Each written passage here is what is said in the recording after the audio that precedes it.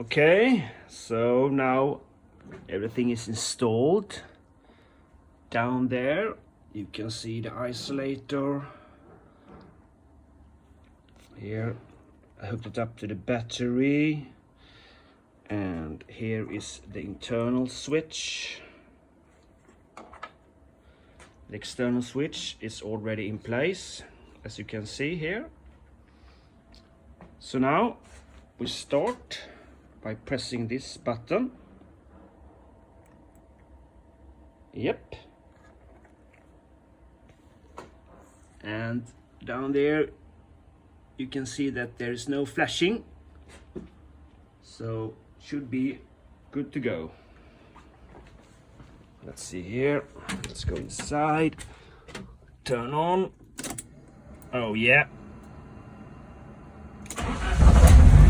Oh.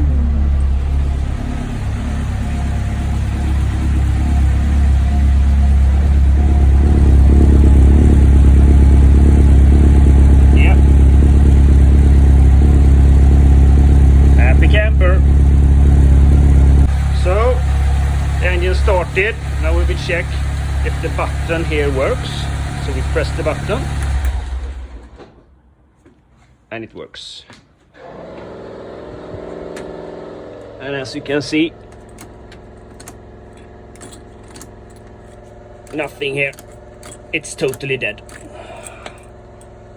And that's the purpose of the isolator. So, here is the final version.